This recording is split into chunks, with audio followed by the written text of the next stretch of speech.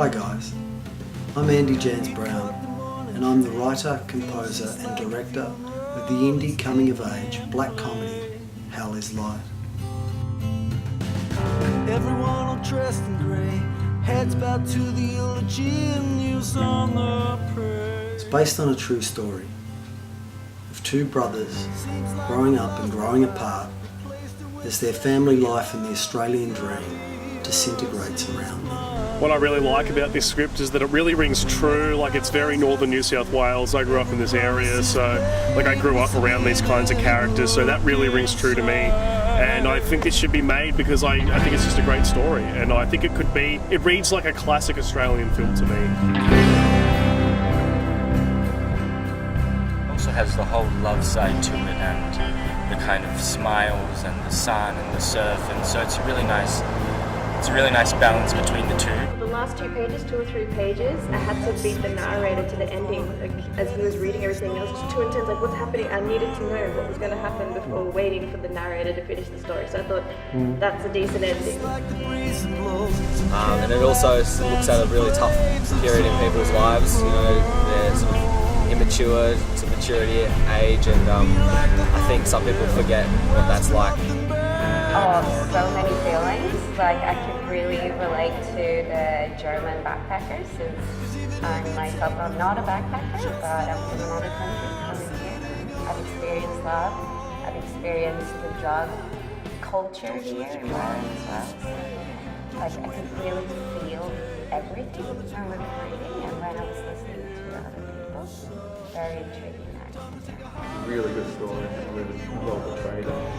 Really enjoyed it. I think it's a very honest script. I think it's a very important script. This is a really important film, exploration of the Australian dream, you know, set in Byron Bay. It's so beautiful, but yet underneath that there's this addiction and pain that's trying to be covered up. And you've got the young lovers, the hopefulness of these young people in the future, and it's an interesting film. I read the script and I thought it's a very good local story about what's going on at the present time in Byron and the district. It's kind of beautiful to have it in a context where we can laugh and cry together, you know, we can make light of it and really share an experience. So it was a pleasure. Taking home a lot of just the contrast in between that beautiful picturesque landscape that people think of Byron Bay, where really, I mean, I guess it takes a lot to know just the ugly truth that really beneath it. And I think anyone can really relate to every character in this film because it has some really hard-hitting issues that need to be dealt with. And I think it gives voices to the people who don't usually get a voice in films in the community. Really showcases a lot of talent from around the area, just people who are involved.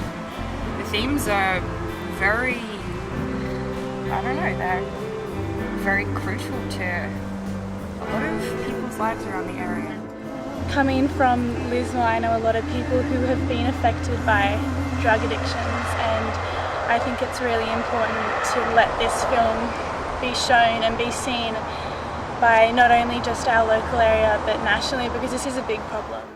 Something that I've been reminded of, which I thought about after the first reading, is parallels with the film Trainspotting. Like a beautiful backdrop of this beautiful town, which is a tourist attraction. It's all light and shiny, and there's this really dark undercurrent. And a lot of what carries it, the undercurrent, is that kind of humour and the banter and swearing and all that sort of stuff, as well as what we're hoping for is a soundtrack. So I think huge potential. Very intense, very exciting. It's a real winner. It's very accurate. I said that last time too. It's very accurate in style. That's what I think. I think it's a real winner. You know, under the surface, there's you know, the deep, dark, gritty, you know, aspect of life that people don't always want to know about. When I read that script, I couldn't let loose. I read it in one go, and it caught my heart. And when they're wigging out, like they take everything you say in a different perspective, you know. I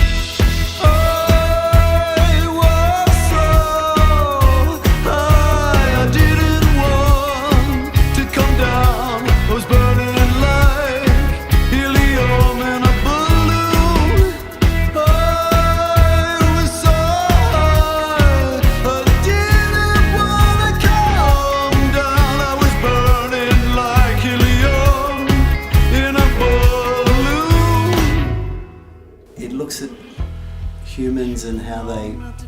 long to transcend their reality in some way, and they each have their own way of going about doing that, whether through gambling, through alcohol, through smoking ice, through surfing, through falling in love, through music. And I really hope that you enjoyed the journey and that you'd like to come along and be a part of it with us, because I think this is going to be a very heartfelt and human story.